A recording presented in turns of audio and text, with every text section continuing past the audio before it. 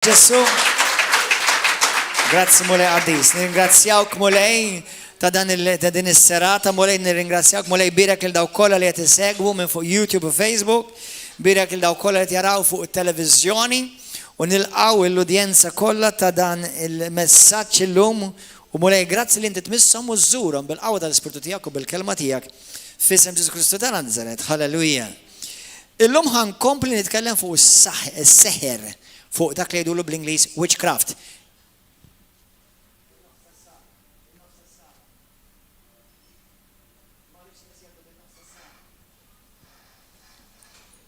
Halleluja. Grazzi mulej.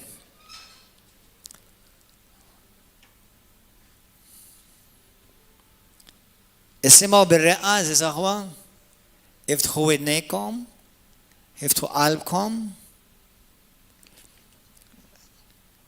Mela, ħamurru fi ktib ta' Galatin għal darboħra ħanużaw daw l-iskitturi, daw bħala skitturi bażi. Galatin, kapitlu 5. Qed titkellmu fuq is-seħer. Għal dawk li ma rajtux u ma smajtux il-messaġġi l-oħra. Fuq is-seħer morru isimgħu messaġġ aħwa. Jiena nemmen li qed ngħixu fl-iktar żmien fejn is-seħer qed jiffjorixxi ħafna. Issa. Peress li hemm ħafna xi tgħid fuq is-seħer, illum ħanitkellem fuq seħer ieħor.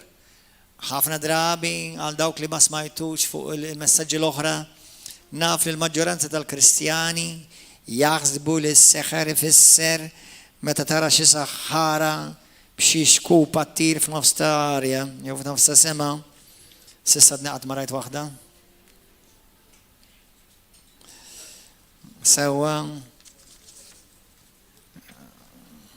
jekk taraw xi wis probabli mhu Malta mhux ħadd tiġi għax jisparaw l-kaċċaturi.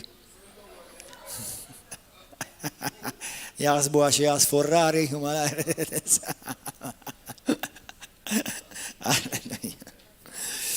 imma ħanibdew mill-daqxej basics biex nerġa' npoġġi l-kulħadd fuq l-istess stampa.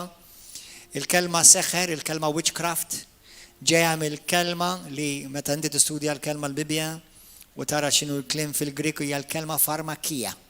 Li minna nieħdu l-kelma farmasi jew farmaceutika, farmakija, li tfisser maġija, li tfisser seħer, li tfisser influenza negattiva jew diabolika. Tfisser ċertu kliem bil-Malti ma tantx idur, ma tfisser spell bl-Ingliż. Tfisser ukoll biex tisseduċi, to seduce. Tfisser li biex iġġib il-dak li jkun taħt l-influenza ta' u ovvjament fil-kuntest ta' seħer dejjem hija negattiva. Tfisser ukoll biex kontrolla jew biex timmanipula. Manipulazzjoni u kontroll. Kont semmejtilkom daqsxejn fuq dawn l-affarijiet fil-bidu tal-messaġġ għandu jkun l-ewwel u t-tieni wieħed. Imma llum ħaniftaħ fuqha. Għax fis-soċjetà li qed ngħixu fiha kontinwament il-libertà tiegħek hija medda. Kontinwament il-libertà tiegħek hija medda. Il-libertà li tkun uman, li tkun kristjan, li tkun liberu. Jekk aħna mmorru Galatin kapitlu 5, morru hemm, dawma skitturi interessanti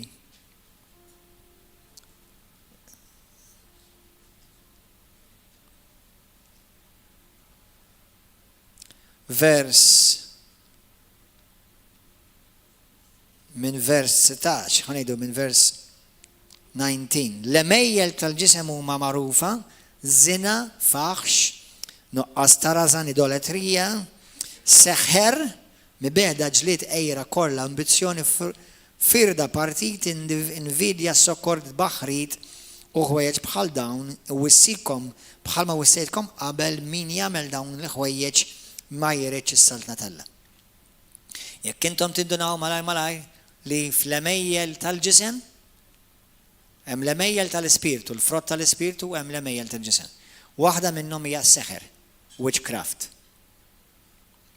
Fi ktieb ta' Galatin kapitlu 3 tistgħu tmorru hemmhekk, daw nħobb ngħidhom daw il-punti għax huma punti bażi u importanti. Galatin kapitlu 3 vers 1, Pawlu qed jgħid li l-Knisja tal-Galatin kienu kollha Kristjani, kollha mimlin bl-Ispiritu Santu aħna dawn. Dik hija l-biċċa. Kristjani, mwilda miġdid, mamdin mimlin bl-Ispiritu Santu u esperjenzaw il-mirakli. U Pawlu jgħidilhom, jak Galatin bla moħħ. Issa il-kelma bla moħħ dik mhix just a saying ta' Żomma f'moħħok din issa. Meta il-kelma bla moħħ is not just a cliché, it is literal. Jiġifieri min iħħajġek jgħalek moħħok. Għax nisimgħu. Għax Pawlu jgħidilhom, jak Galatin li moħħkom xi ħadd iħħajġek jaħħulkom. Min saħħarkom bi kliemu. Jiġifieri daw il-Kristjani salvati, mamdi, mimlim l-Ispiritu Santu u esperjenzaw il-mirakli, daw b'xi mod ġew taħt seħer. Mela minn daw il-żewġ passaġġi naraw, is-seħer huwa reali, kulħadd jgħidha, is-seħer huwa reali? Jeżisti. Jeżisti vera. Is-seħer jeżisti fid-dinja u s-seħer jeżisti fil-Knisja.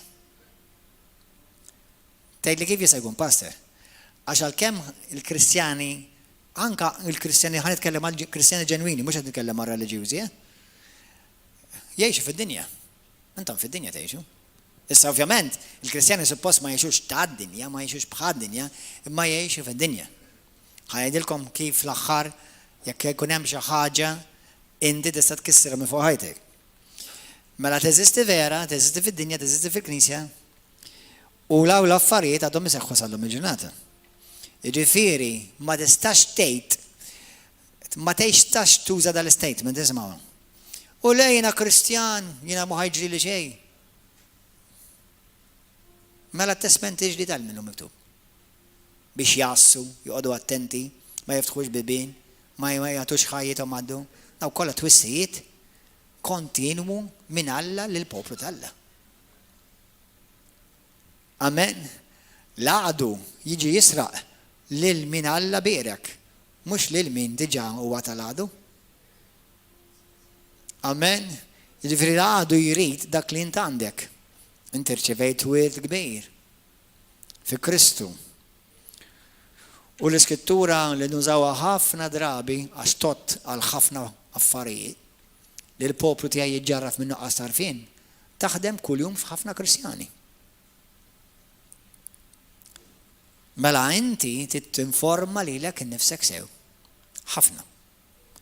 Tkellimna kif il-farmakija, il-witchcraft ukoll tinvolvi, tkellimna l-ġimgħa l-oħra fuqha il-mediċina wkoll.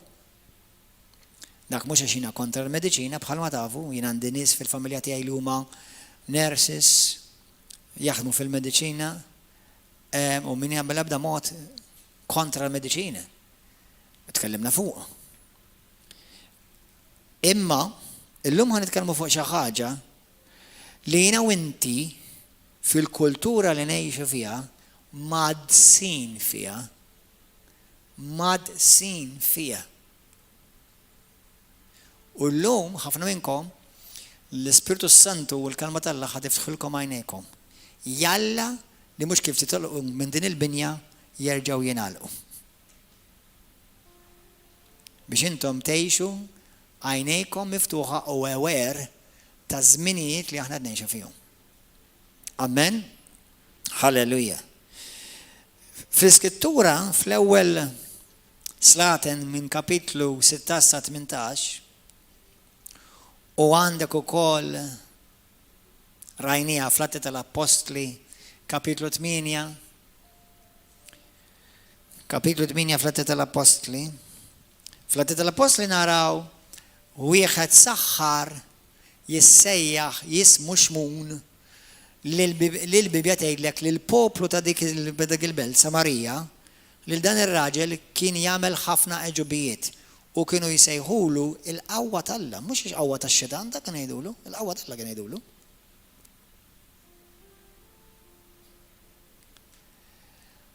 Umbagħad naraw l-istorja u dak huwa naħseb wieħed mill-iktar passaġġi favoriti tiegħi fil-Bibja Testament Ġdid, speċjalment Atti 8 taf kemm fih xi talli. U naraw li l-qawwa tas-saltna, l-qawwa tal-isem ta' Ġesu Kristu u l-qawwa tal-Vanġelu tas-saltna huwa ir-risposta kontra s-seħer fuq individwu, fuq poplu, fuq pajjiż. Il-qawwa tal-Vanġelu ta' Ġesu Kristu. Mbagħad fl-ewwel Slatin kapitlu 16 minn sa 18 sa 20 tista' tgħid, għandek l-istorja ta' il-famuża Jezebel. Kemm hawn minnkom smajtu b'Jezebel? Hawn Malta ħasra verament hawn nies. Tgħidilhom imsikin. Hawn xi ħadd jismu Jezebel hawn. Hawn xi ħadd jismu Jezebel. Għax smajt Maltin jisimhom Jezebel.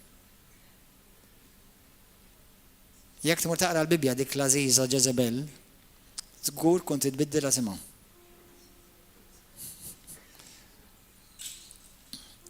Anyway, jekk xi ħadd qed jismani fuq YouTube u jismek Jezebel, ma jfissirx li inti tad-demonju, imma il-karattru Jezebel fil-Bibja u l-karatteristiċi Jezebel fil-Bibja huma dejjem diaboliċi. Kieku jiena inbiddel ismi. Ma jekk ma tridx affarijiet tiegħek. Anyway, Jezebel hija reġina pagana miż-żewġa minn hekk suppost re Ludi li kien suppost parti mill-poplu tal-Alla. U l-Bibja tgħidlek dan ir-re Aħab kien għamel l-iktar wieħed li għamel ħażen mir-rejiet kollha ta' Iżrael. U iżżewweġ saħansitra lil Jezebel. Biex tispiċċa tiżżewweġ il-Jezebel tkun verament imħassar. Għax Jezebel kienet saħħara. Kienet timmanipula lil żewġa. Qatt ma ġie river da, għax kieku kien jiddivorzjaw is probabbli. Għax jiena dejjem inħobb ngħid kull rispett lejn nisa. Number one, il-manipolazzjoni dejjem hija ħażina tiġi minn fejn tiġi. Imma qatt m'għandu jkun li mara timmanipula l-raġel tagħha lanqas. Anyway, u laqqas vice versa bħalma r-raġel u semmina jdaqqa xejn fuqhom dawn l-affarijiet. Anyway, imma dil-mara tispiċċa xogħla hija timmanipula lil żewġa, żewġa spiċċa joqtol anke raġel sewwa għal biċċar tal-biċċalqa. Spiċċa il-raġel tal-Alla tal-mulej Elija li kien mimli bil-qawwa tal-Alla, Alla kien jużah anke saħansitra fejn qatel madwar 800 profeta fals qatilhom. Bin-nar tal-Alla qatilhom mhux b'xi revolver, in-nar tal-Alla niżel fuqhom u xwihom. Dak huwa Alla li ħafna Maltin qatt ma semgħu fil-Knisja Kattolika. Ħafna Maltin fil-Knisja Kattolika qatt ma semgħu dak Alla. Dejjem bil-bambin semgħu li tagħmel li trid biħaġ bennu l-ħin kollu. Imma Alla tal-Bibja jibgħat in-nar mis-sema. U jekk taħsbu li din qiegħda biss fit-Testament tal-Qadim, inħeġġitkom mmorru taqraw l-Atti tal-Apostli. Fejn hemm tliet każijiet differenti fejn il-ġudizzju tal-Alla niżel. Taħt il-grazzja. Soġġett ieħor. Anyway. Imma li hija xi ħaġa misterjuża, ovvjament, jekk taqra tistudja l-iskrittura mhijiex misterjuża, imma misterjuża fil-veru sens tal-kelma x'inti tara nies tal-Alla u naraw il-Elija fejn jiġi intimidat u manipulat bis-seħer ta' Jezebel. Mela sew minn 800 profeta ma beżax. U minn mara beża. U mar jaħrab. L-armata tal-mulej ta' Iżrael beżaw minn wieħed, Gulija. Mbagħad wieħed jismu Giuseppi li kien jaf lill-Alla tiegħu U din hija ċavetta tkun taf l-Alla. Tkun taf l-Alla, mhux taf balla, mhux taf bil-bambin, tkun taf vera lil Ġesu. U pass ieħor, Ġesu jrid ikun jaf lilek. Għax meta tidher qudiemu, mhux int ħatejdlu jiena nafek, u ħajdlek jew nafek, jew lilek ma nafekx. Allura, li qed ngħidilkom dawn l-istejjerija li anka nies tallek ma jqogħdux attenti jiġu taħt seħer. Intom tafu li jiena kontra b'mod assolut li nattakkaw nistalla bisimhom. Dottrini falot, iva, dik orrajt, għax dik dottrina falsa u jekk norik xtejt il-Bibbja bl-aktar mod ċar, mhux qed nitkellem fuq affarijiet ambigwi, affarijiet ċari. Imma affarijiet ambigwi targumentax fuqhom. Imma affarijiet ċari ma nistax black and white. Fejn inti għandek mexxejja reliġjużi jagħmlu kompromessi kontinwament u jippritkaw xi jrid jisma' l-poplu, xi jrid jisma' it-tmexxija ta' dak il-pajjiż, minflok x'qed jgħid Alla. Dak huma żewġ raġunijiet. Jew għax mhuwiex vera Alla, jew nkella xwaqa taħt is-seħħer ta' dik il-vuċi. Ġie manipulat. Qed tifhmu xi ħaġa ħwa? Issa llum aħna ngħixu fi żmien li nemmen li aħna qegħdin qed ngħixu f'dik is-sija fejn is-seħer qed jirvilla madwar id-dinja kollha. Iktbu dan il-statement jekk tridu, kont għamiltu fuq il-Facebook. Il-Kristjani mhumiex imsejħin biex ikunu politikament korretti, imma huma msejħin biex ikunu biblikament korretti. Bl-Ingliż iddu daqsxejn aħjar forsi. Christians are not called to be politically correct, but they're called to be biblically correct. Jekk inti għadek qed tipprova biex tkun politikament korrett, int minin dak kollha li tisimgħuni. Jekk int Assis, jekk intx Isqof ta' Malta, jekk intix il-Papa ta' Ruma, jekk intix pastor ta' xi komunità, jekk int evanġelist jew profet, u għadek qed tipprova tintoġob fuq l-awtorità tal-kelma u l-Vanġelu ta' Ġesu Kristu m'għandek l-ebda dritt tippridka l-Vanġelu ta' Ġesu. M'intix kwalifikat. Ma tikkwalifikax biex issejjaħ Ministru tal-Alla. Għax int beċċun. U Alla jsejħin najkla.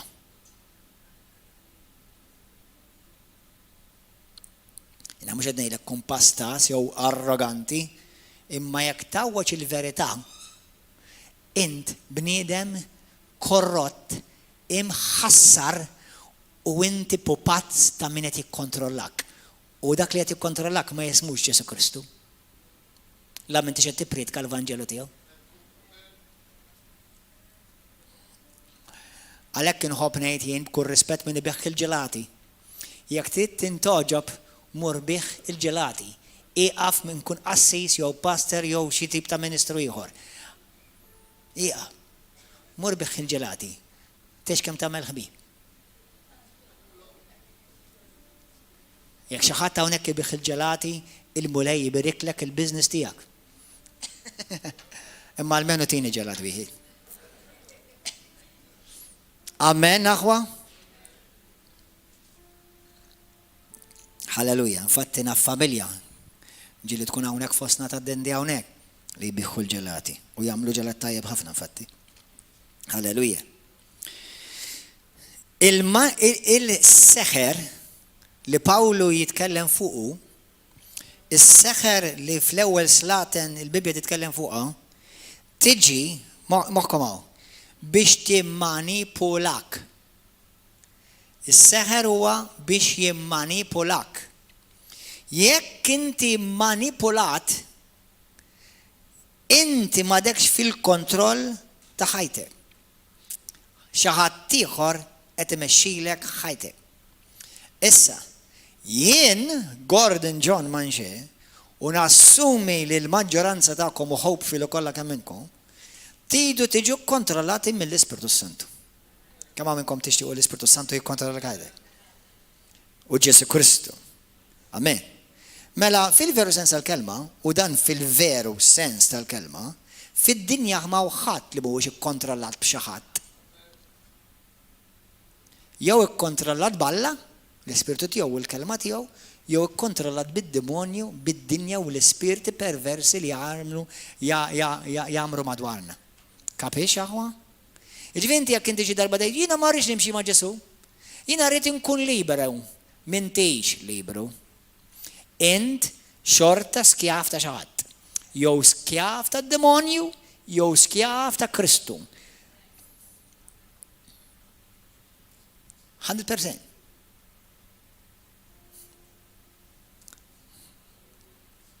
Halleluja. Ħadd huwa free li jagħmel li jrid. Infatti ħadd minnkom ma tagħmel li trid. Ħadd minnkom ma jagħmel li jrid. Ħadd minnkom ma jagħmel li jrid. Inwedek nipprovalek li ħadd minnkom ma tagħmlu li tridu. Int jew tagħmel dak li jrid Alla, jew tagħmel dak li jrid id-demonju. Ħares lejn ħajtek u tkun taf jekk hux hekk.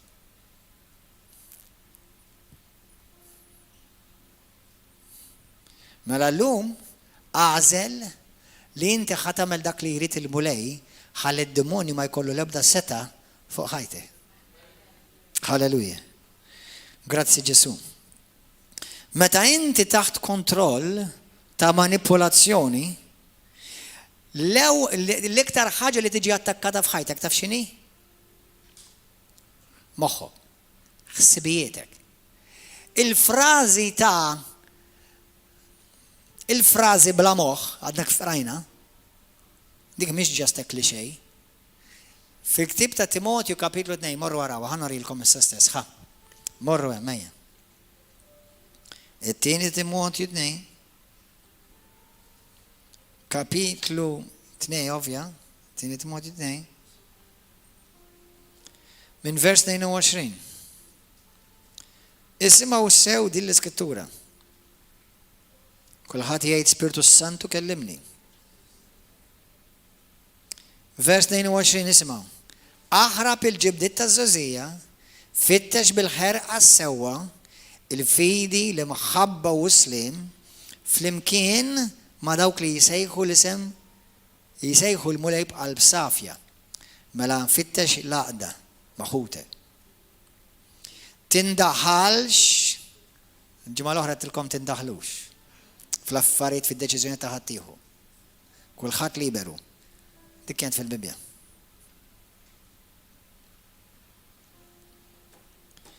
Tindaħalx fi kwistjonijiet boloħ u bla għaqal. Għax taf li dawn iġibu l-ġlied. Vaccine jew no vaccine. Maskla jew mhux maskla. Mhuwiex wertit li tidħol f'dawn l-argumenti. Għax dawn ikkissru l-poplu tal-Alla. Issa jiena nafx nemmen li ninkoraġġikom biss suġġeriment, mhux kmand, informa li lek nifsek sew u tagħmel xejn qabel ma tfittex il-gwida tal-Ispirtu Santu. That's it. Tindaħalx fi kwistjonijiet boloħ u bla għaqal għax taf li dawn iġibu l-ġlied. Minu għaddej tal-mulej m'għandux joqgħod jitlewwem. Min għandu jkun ħlejju ma' kulħadd, għandu jkun ħlejju ma' kulħadd, jinqalab biex jgħallem, kollu sabar, ħafna paċenzja. Iwiddeb bil-ħlewwa lil dawk li ma jaqblux miegħu, għandu mnej Alla jagħtihom l-indiema, l-indiema vera tiġi minn Alla, mhux minnek. U hekk jarfu l-verità u jiġu f'sensihom. Għax mhumiex f'sensihom. Għax sensihom ġew ħajġekjati. U jeħilsu mixbik tax-xitan li kien qabadhom taħt idejh biex jagħmlu li jrid u. X'inhi di? Mela inti jew taħt il-ħakma tad-demonju u qed tagħmel li jrid id-demonju. jew inti taħt il-ħakma ta' Kristu qed tagħmel dak li jridu. 100%. Tista' tkun il-Prim Ministru, il-President, il-Papa, l-Isqof, il-Pastor, l-Apostlu, il-Profeta u tista' tkun tal-ħaxix u tal-ġelati f'kollox. Kulħadd jew taħt saltna jew taħt oħra. M'hemm ħadd fin-nofs. U inti kuljum trid tagħżel li timxi fir-rieda Alla konxjament. Konxjament. L-għażla Alla, l-rieda Alla tażilha konxjament. Għax jekk ma tażilix konxjament, id-demonju jażel lilek. In-nota. Iqaf ix-xierek, jef aqra l-Bibja, iqaf itlob u d-dinja tibilek. U tgħid kif wasaltaw. Biex qed tiċċessa. Inti stenna ftit. Il-kurrent tad-dinja jien nagħmlu mod hemm nord u south. Mela south. South nafu li sejn l-infern u nord sejn il-ġenna. Jekk inti il-kurrent sejjer kollu south. U inti bħassa lamun. Qed tipprova titla' l fuq. Iqaf aqdef u titkaxkar. Eżi. Infatti, dawk li jixtiequ jmorru l-infern, m'għandek bżonn tagħmel xejn. Hell is for free.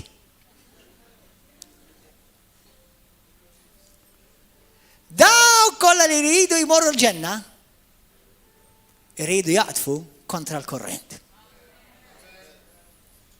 Halleluja. Amen.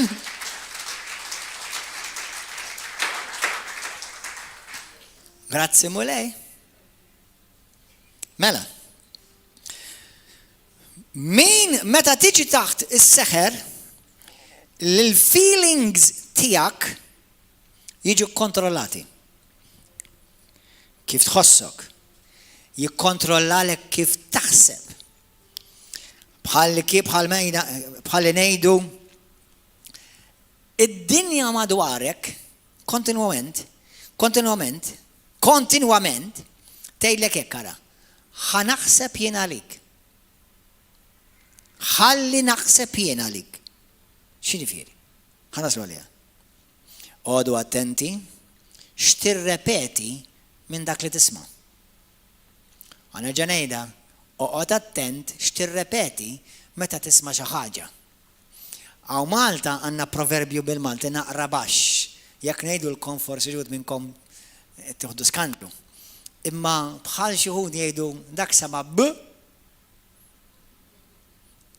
Smajtu għadi? Ġieli smajtu għadi? Għad ma smajtuha? Mbagħad ngħidilek fuq idnej. Sewwa?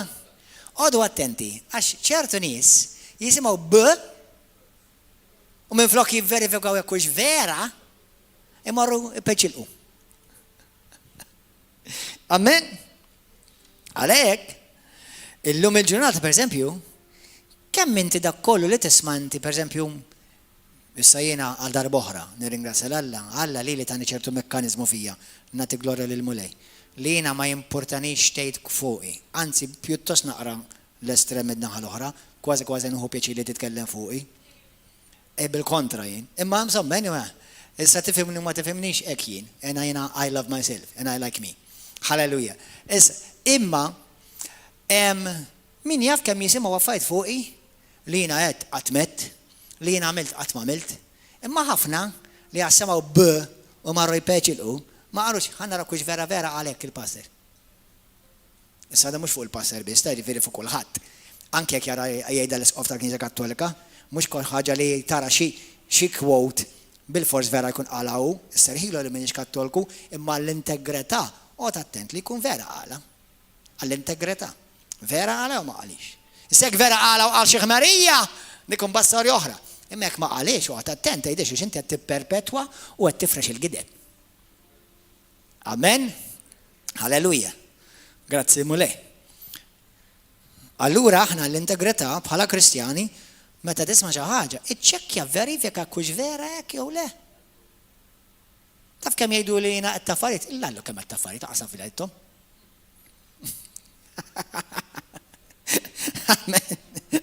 Il-Kristjani għandhom jiċċekkjaw minn fejn ħireġ ċertu informazzjoni. Amen, naħwa? Amen, per eżempju, mass media u broadcasting. Xaġa interessanti, il-kelma broadcasting naqra, tammellek naqra question mark, broad, mill-mot miftuħ, casting. Jissekandi xie xibka?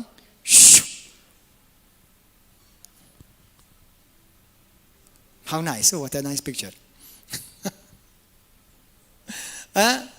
Broadcast, isma. Per eżempju, ħafna minn daw il-news media, inkluż pajjiżna, huma aġenti ta' Satana. Le, mhux simbolikament, letteralment. Per eżempju, dak li huwa qaddis jirredikolawh.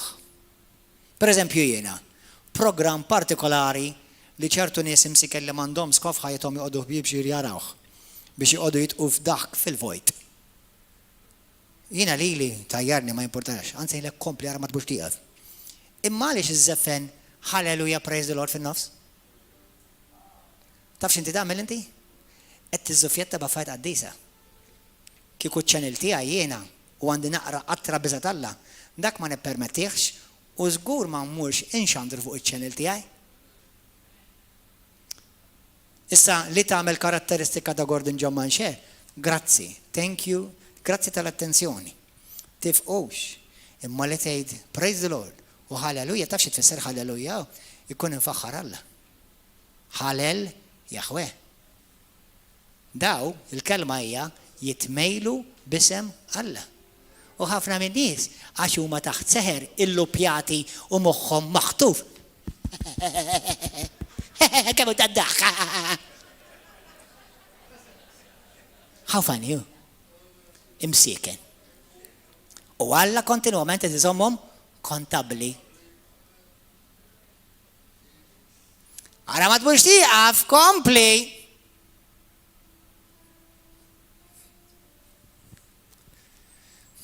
Ma jimpurtax inbilli semmi Gordon John Manche. Nu pjaċir, sinjal li qed neffettwalek ħajtek. Grazzi. Imma li żeffen affarijiet qaddisa fin-nofs. Xi darba tista' tirendi kont għalihom dokta. U għaj ma Ġesu ma jafx jieħu ċajta. Issa tkun tafla ta' quddiemu.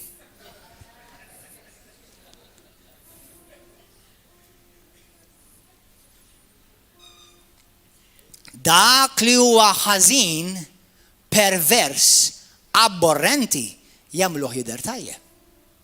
Dak li huwa tajjeb qaddis u ġust jagħmluh jidher ħażin. Din hija l-medja ta' Malta qalbi tiegħi ta'. TVM, Super One u Net TV. Sewwa. Qgħod attent. Toħx tisma' daw l-affarijiet. Qgħod attent għax hemm ruħek fin-nofs, Alla huwa qaddis.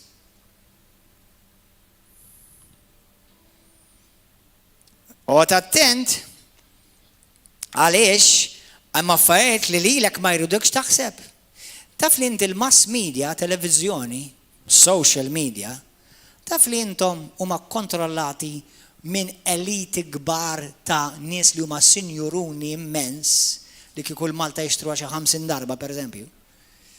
Biex jikkontrollaw il-medja, taf li inti daw il-medjas bħal Facebook, Twitter, YouTube, hemm affarijiet li ma jħalluhomx ma jittollerawhomx fuqhom, pereżempju dal-film li reġenti smajt fuqu. Interview with the Antichrist, għaliex ma ħallewx? Imbejnjah minn fuq Facebook u minn fuq YouTube.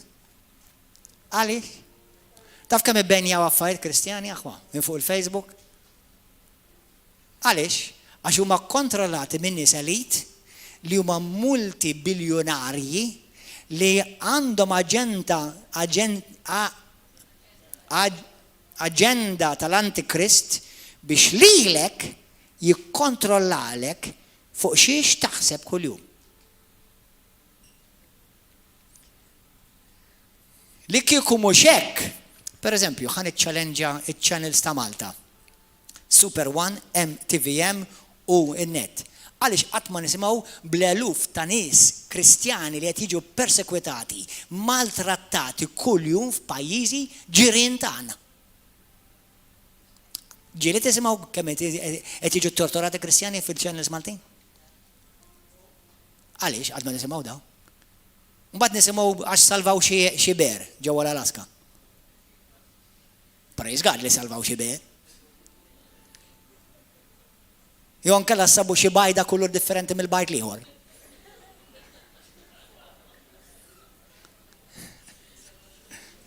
Dawk in-news. Imma li qed jiġu torturati rixma ta' nies, tfal innoċenti naqra baħar il-bot minna. Dak għalaj qatt ma nisimgħu minnu. Qatt nisimgħu ja. Tidilkom għaliex? Għax huma kontrollati mill-aġent ta' Satana l-Antikrist biex lilkom jgħidulkom x'għandkom x'taħsbu u fuq xi x'għandkom tinkwetaw kuljum biex jgħaljenawkom u ħajjitkom. Din hija aġenda internazzjonali li qed iġġib in-nies popli tagħmilhom pupazzi. Minn popli għal pupazzi. Infatti, dal-ġimatej, żewġ minn nies partikolari għaluli li kellhom ħolm jaraw zombies. Kemm hawn minnkom xi ħadd kellu xi ħolm biż-zombies? Holiday. One minn iktar. Oħt oħra batet li zombies. Il-kelma imma meta tara il-ħolm naf li jkunu nistalla u qed joħolmu. Il-ħolm għandu messaġġ għax Alla jinqeda bil-ħolm.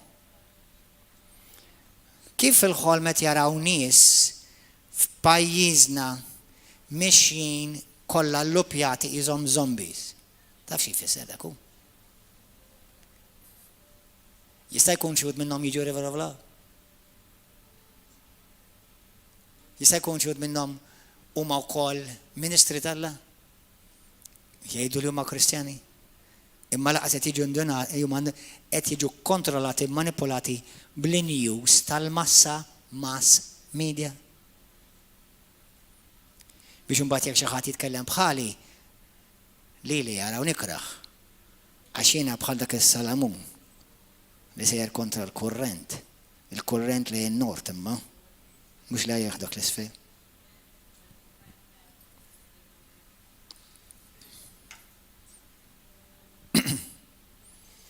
Aħna tnejxu fi żmien ta' kbir u ta' manipolazzjoni kbir. Il-mass media, gvernijiet f'madwar id-dinja, politikanti, movimenti liberali perversi, movimenti jew nkella reliġjonijiet kbar, sew li għandna bħalhom f'Malta u anke pajjiżi oħra.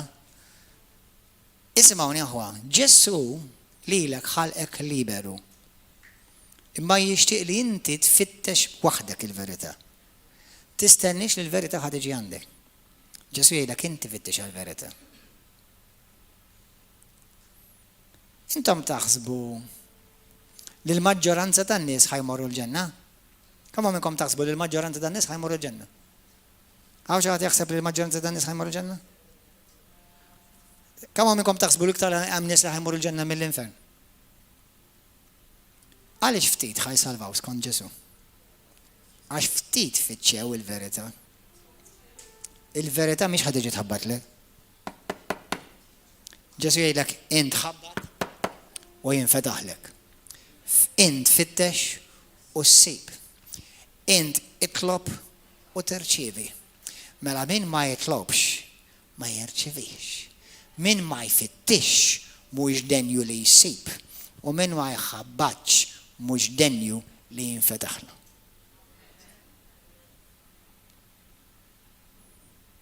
Il-verità fittixa għax l-għadu li jikkontrolla d-dinja metlekx lili jew dawk in-nies li ma vera nistalla id-dinja jien m'iniex dinja, jien saltna. Intom saltna suppost. Imma għalija nista' nitkellem, għalikom ma nistax nitkellem. Ma jridekx tisma' l-verità. L-għadu ma jridekx tisma' l-verità. Il-verità li tirċi fiha grazzja kbira ta' kbira. Ġesu jgħidlek Il-verità teħilsi. L-interess, x'interess għandu d-demonju li inti tiġi meħlusa? Jew tkun meħlus. X'interess? Iridek li inti tibqa' moħħok hijacked. Ħsibietek maħtufa taħt seħer. Per eżempju għandek reliġjonijiet bħal Wicca's, għandek reliġjonijiet sataniċi, għandek per eżempju Facebook, bil-Malti xejdu l-Facebook. Which paġna?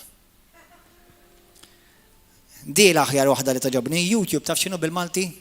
Intuba. Mux jek tiġi bil-Malti, YouTube, Intuba.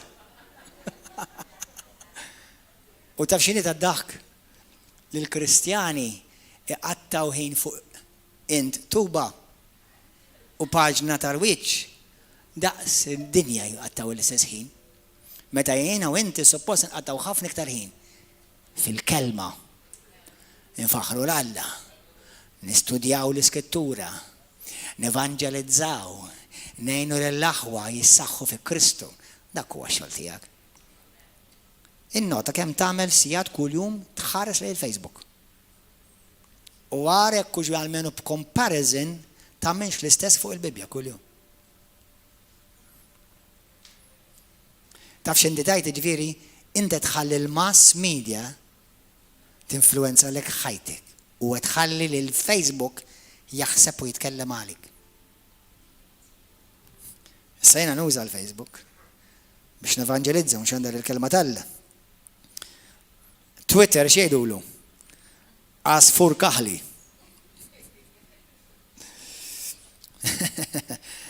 Channels tal-news, CNN, channels oħra madwar id-dinja. Per eżempju, hemm persuna f'Malta li huwa ġurnalist. Dan ismu għandu żewġ ismijiet. Kuljum hu ismu ma' żewġ ismijiet. Darba kien ġi River of Love u ġi letteralment bħal Ġurdien.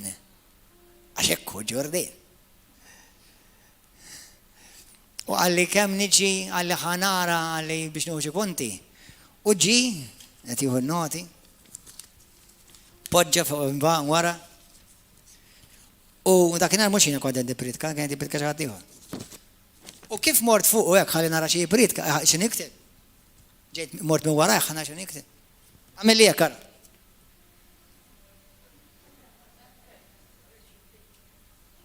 Mbagħad ħareġ artiklu kollu ħmiċ u gideb kontra tiegħi.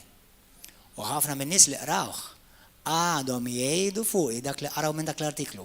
U m'għandu x'jaqsam xejn Gordon John ma nxedda dak l-artiklu ma' min jinvera. U ħafna ma jafux, għavolja jgħidtilhom biex jitfu t-telefon. Xorta waħda ma tfehmx.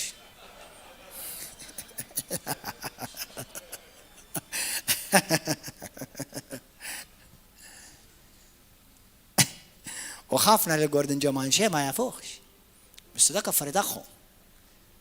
Li inti tkun taf lili ma titlef xejn. Jekk ma tkunx taf il-Kristu, titlef kollox.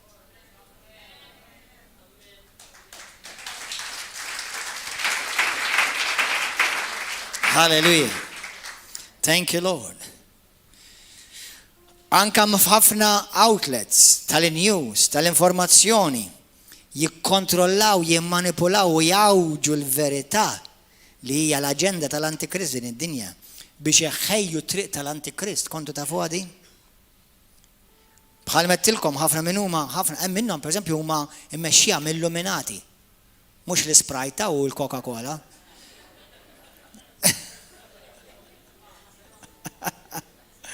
Issa forsi għandhom ukoll xi sponsorship dawk.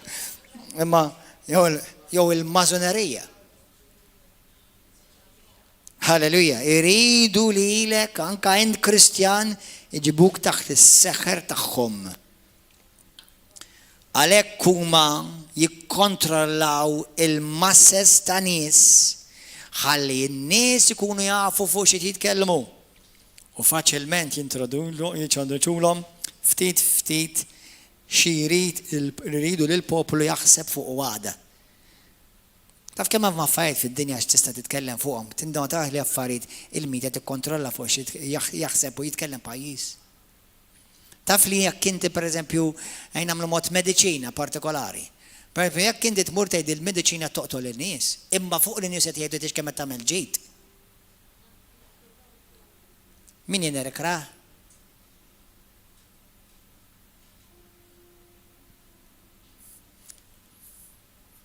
Jekk hemm prodott li fuq il-news qalu tgħid kemm hu tajjeb dal-prodott u inti tipprovaw u tgħid kemm iġelek żaqek tuġa karma mhux tgħidilhom li għamillek żaqek tuġa. Dan huwa iż-żmien li ngħixu fiha aħwat, biex inkom tkunu tafu li s-seħer mhuwiex ċajta imma kontinwament fil-kultura tagħna qed jopera.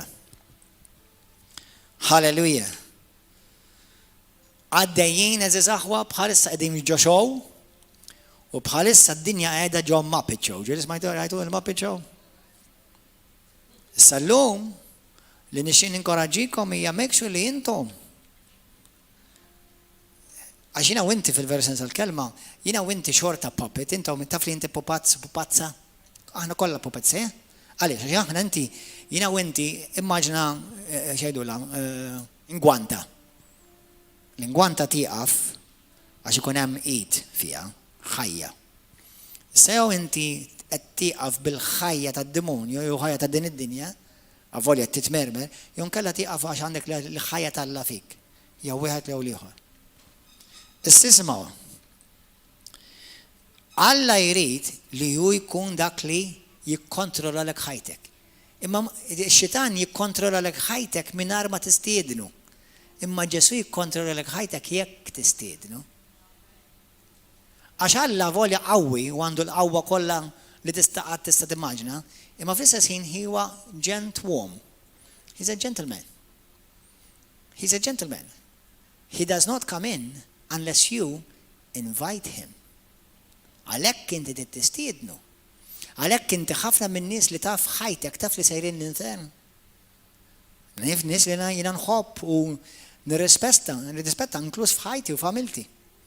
Nitlob għalihom kważi kull jum. Imma sakemm jagħmlu d-deċiżjoni huma mitlubina. Hija r-realtà.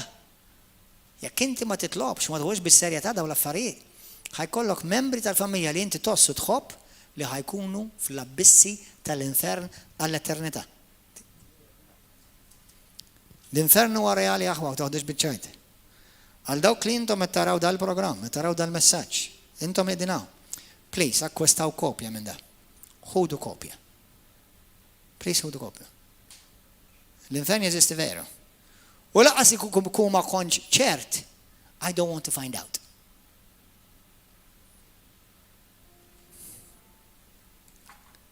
Ix-xitan qed jaħdem aħwa. U iktar ma noqorbu għall-aħħar ta' żminijiet fejn Ġesu Kristu ġej, iktar il-korla tad-demonju ħataħdem. U jrid jagħmel minn kollox biex lilek jimmanipulak, jikkontrollok u jikkontrollalek ħajtek u ħajuża kollox biex jgħaljenak.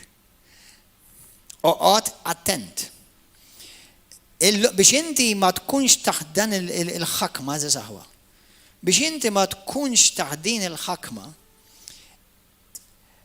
titqgħod attent. Number 1, titkun imwieled minn ġdid, verament, ġenwinament. Jekk tkun ġenwinament imwieled minn ġdid, itammet. Meta inti titwieled minn ġdid u tammet, sir disċiplu ta' Kristu. Iġifieri inti bniedem mid-disċiplinat u timxi vera wara Ġesu, issottometti lill-Alla. Jekk tissottometti lill-Alla, ikollok il-qawwa u l-awtorità tirreżisti lid-demonju. Jekk inti ma tissottomettix lill-Alla, m'għandek l-ebda qawwa awtorità tirreżisti d-demonju, id-demonju jitħaq f'wiċċek. Fil-ktieb ta' Ġakwu kapitlu 4 vers 7 tgħidlek, issottometti lilek innifsek lill-Alla. Irreżisti lid-demonju u hu jaħrab minnek. Imma qabel ma jaħrab minnek, jitkollok awtorità akbar minnek fuqek. Halleluja. Dak li jgħid id-demonju fuqek, qatt taqbel miegħu. Bl-Ingliż, don't ever come into an agreement with what the devil has pronounced over your life. Qatt tiġi qbil ma dak li x-xitan qal fuqek. Pereżempju, hemm ħafna minnkom Għadkom affettwati sal-lum il-ġurnata, sal-bira kon nitkellem ma' oħt tħobb il-mulej, mimlija bl-Ispirtu Santu għandha n-nar tal-mulej. Għada taffettwa sal-lum il-ġurnata, x'kienet xtejdilha omma li inti kera, li inti rqiqa, li inti hekk u li inti hekk. Dak taf x'inhu? Dak huwa kliem manipulattiv li ġej mill-witchcraft seħer tad-demonju biex jikissillek ħajtek. U għaw ħafna minnkom għadkom tiġu affettwati sal-lum x'qaltlek il-mami, x'qallek il-daddy, x'qallek il-boss, x'qaltlek il-girlfriend, xaħat jew x'qallek xaħat, jew x'għamlulek, u inti mingħajr ma tinduna għadek taħt il-kontroll tagħhom. Eżaż aħwa simgħuni. Fuq il-maħfra ma nista' naqaf qatt nitkellem. Però meta inti taħfer, taf xi tagħmel, qed tirlisja lilek innifsek minn taħt il-ħakma tagħhom. Sakemm inti ma taħfirx, inti qed tgħid jien irid nibqa' niġi influenzat minn dak li qalli dak jew x'għamilli dik jew hekk. Mela aħfer, ħalli dik l-influenza ma tibqax taħdem fuqek. Halleluja. Ma hemm seħer fid-dinja li issa bħalissa, grazzi mulej li din il-knisja knisja ta' talb imma għadna mhux biżejjed, hemm bżonn nitolbu aktar. Hemm bżonn nitolbu aktar. U dik il-prayer night, prayer vigil, irdu nagħmlu aktar. Praise and worship team, please come. Isimgħuni, meta inti jkollok witchcraft, taf x'tgħid fit-tieni Korintin, kapitlu 4 vers 3 sa 4 tgħidek, isimgħu. Tgħid u Alla ta' din id-dinja, x'jismu? L-Alla ta' din id-dinja ma jismux Jaħweta, u laqgħa Ġesu Kristu, jismu Satana ta'. Hekk tgħid l-Iskrittura ta'. It-tieni Korintin kapitlu 4 vers 3 u 4. Tgħidlek l-Alla ta' din id-dinja dal-milhom moħħhom. Witchcraft, manipolazzjoni, seħer. Biex ma jarawx id-dawl tal-glorja tal-Vanġelu ta' Ġesu Kristu. Ma rajna fit-tieni Timotju kapitlu 2. Min vers 23 sa 25. Id-dal-milek id-vi isimgħuni meta jkun hemm witchcraft. Isimgħuni aħwa. Meta jkun hemm witchcraft u seħer magħmul kontra tiegħek, isimgħuni moħħok qisu jiġi blerjat. Ġieli kellkom esperjenzi fejn isek moħħok jiġi isek sħaba. Jew inkella jkollok fejn il-ħsibiet ta' moħħok ikunu tajja moħħok jibda jgħajja ħafna mhux bħas-soltu.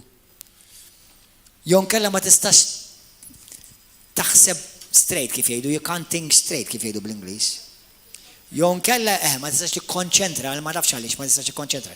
Jew inkella jkun hemm fatig mhux normali, kontinwa mhux normali.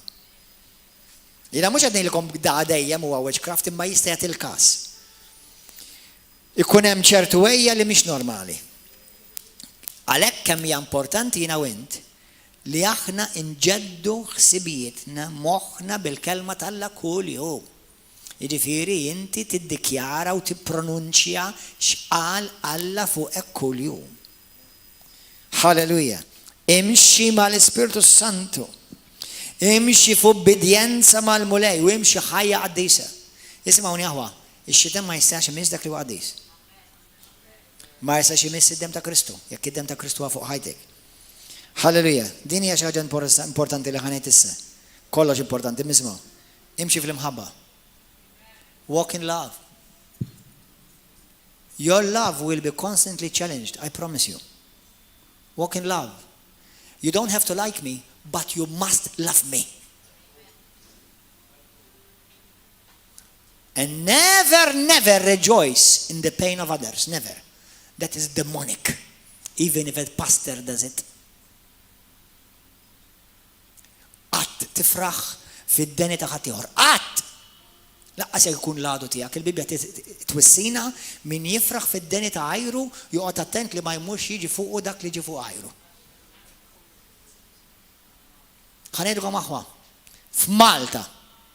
U ma ħansemmi l-ebda ismijiet la minn fuq u laqsew taħt. Pastors, jew hekk imsejħa xi wħud pastors u anke assessinu reliġjużi. Jieħdu pjaċir. Meta ċertu aħwa jitilqu minn ċertu knejjes u jitilqu ħażin, jitilqu b'offens, u x'li d-demonju tgħix kemm iħobba l-offens. Għax tgħid kemm juża biex ikisser knejjes. Sewwa, u minflok jgħidlu mur irranġa lura. Mur irranġa. Mur għamel l-affarijiet sew. Le, jgħidlu kontra l-pastor minn fejn telaq. Ftakar biex xi ħadd jitlaq minn knisja li jkun ilu stabbilġa fiha għal ħafna snin, xi ħaġa tajba dak il-persuna ħa. Yes jew no? Sewwa? Mela issa dak il-pastor, hekk imsejjaħ pastor, laqqas jaf li huwa sar il-pupazz tad-demonju minflok il dak ir-raġel jgħinu jew il dik it-tifla jgħinha qed iżomma issa ħakma maħkuma. Still bl-offenses ġo fihom qatt ma ġew solvuti u minflok qallu bħal jew alla bħal ma jgħidlek Kristu mur irranġa maħuk. Mur irranġa ma' oħtok. U dawn it-tip ta' sħaħar jeżistu f'pulpti knejjes evanġeliċi f'Malta. U mhux wieħed qed ngħidilkom aħwa. Illum ħaniftaħar ippermettuli. Qatt sissa f'din il-knisja, l-istorja ta' din il-knisja, 16 sena. Qatt xi darba ġie xi ħattaw. U ġie offendut, jew minn xi knisja oħra li qed tagħmlu ejja hawnhekk tħabbix rasek, no worry, tħabbix rasek, okay, it's okay, we'll pray for you, għax dak il-pastor kemm smajna kontra tiegħu. Qatt metta jiena, taf għaliex m'għaddix. Number 1 għandi l-biża' t'Alla. Number 2 jiena dik naf li mhix kwestjoni ta' Gordon, hemm xi ħaġa kbar minni jisimha Ġesu Kristu wassaltna. Sewwa u naf li dak li tiżra taħsad.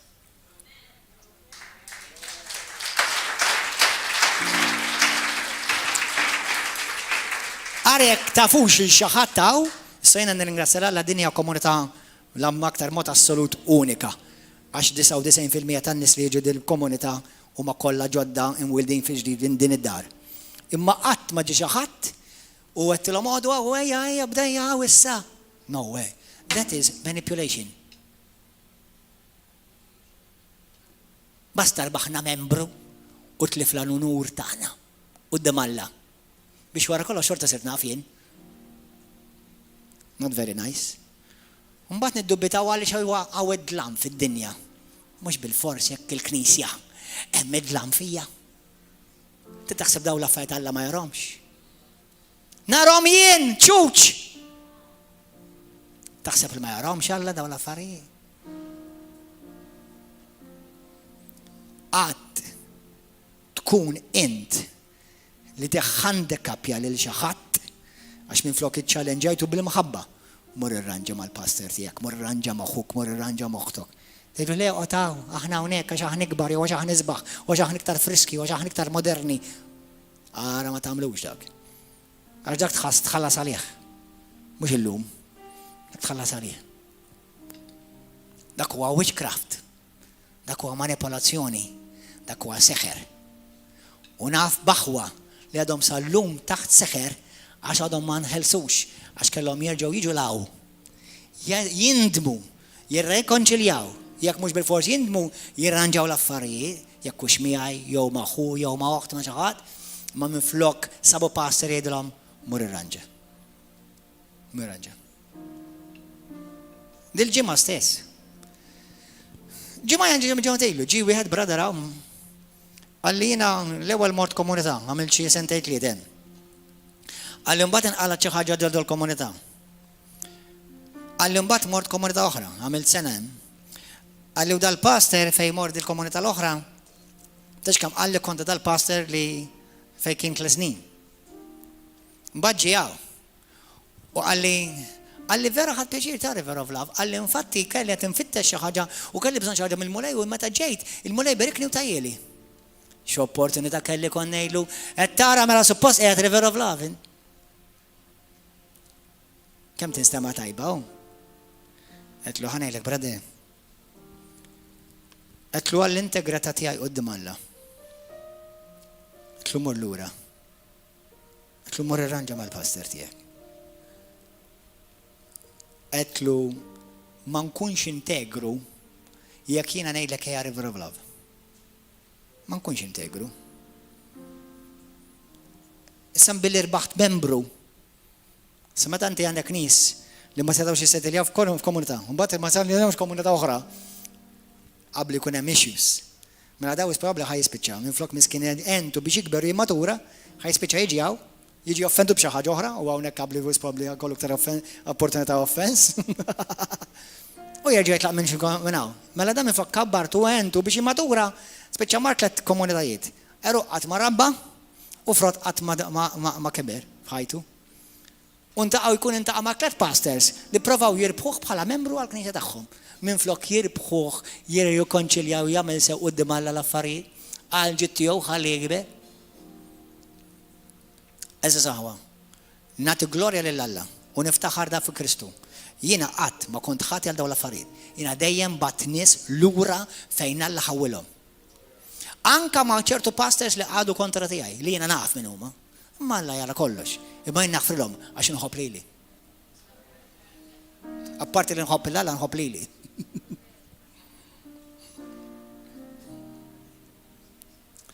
Illum għandu kont qed nara video ta' bniedem Alla li għadu kif mar il-ġenna gradwa. Pastors kontra tiegħu. My God have mercy. Jgħidu kontra tiegħu miet xejn. Anzi, wieħed minnhom beda jgħid praise God fl-aħħar ħlisna minnu. Fuq il-YouTube ta'. Aħwa ħanejdilkom aħwa, għodu attenti ta' biset ngħidilkom il-biża' Alla ta' fuqkom u kull min qed jisma' dal-messaġġ. Alla jħobbok tgħidlek tħobb il-laqdu tiegħek aħseb ara aħuk fi Kristu. Issa inħobbok ma jfissirx naqbel miegħek f'kollox, imma obbligat li nħobbok. Kif nista' nifraħ nara l-ħija jmut?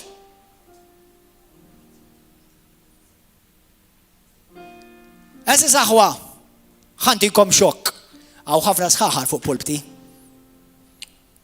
X'minn flok iridu jaraw in-nies jikbru, iridu jkabru l-imperu tagħhom. Min irid jiġi revravlav għax Alla batu u jemmen li Alla ħawlu għaw. U jekk inti xi knisja oħra li hija tgħallem il-kalma Alla u fejn hemm l-Ispiritu Santu jopra, ib'hemm u ikber hemm u kun barka hemm.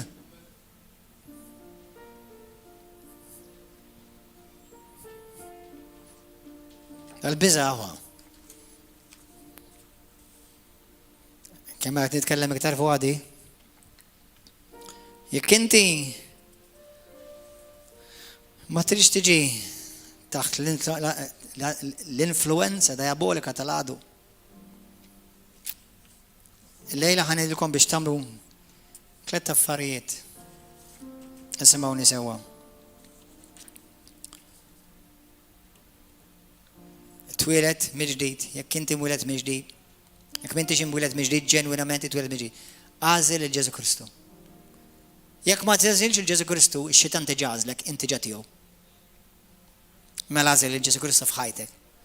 Dur minn dnubietek u dur lejn Kristu li tant ħabbek. Tolbu maħfra minn qalbek aħfar lil minn weġġek u toqgħodx tgħid iktar kontra tiegħu jew kontra tagħha. Let go.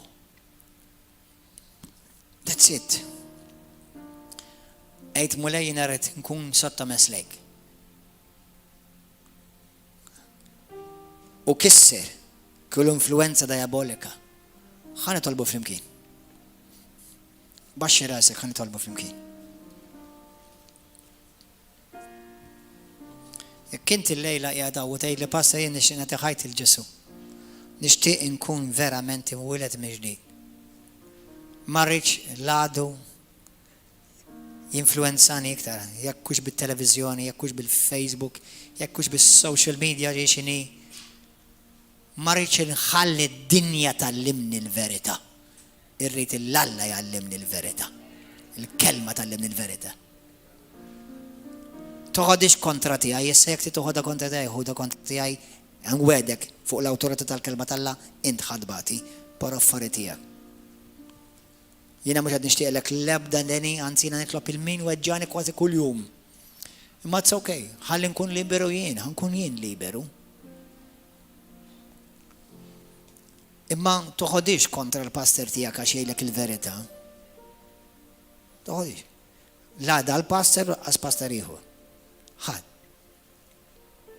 Jien għandi l-interess fik, għarruħek, l-PN, l-PL, l-ebda l-PM u laqqas whatever. L-interess vera li huwa fik huwa il-raġel Alla jew il-mara Alla li għandhom il-beża Alla u nafu li jridu nagħtu rendu kontu l-Alla għalik.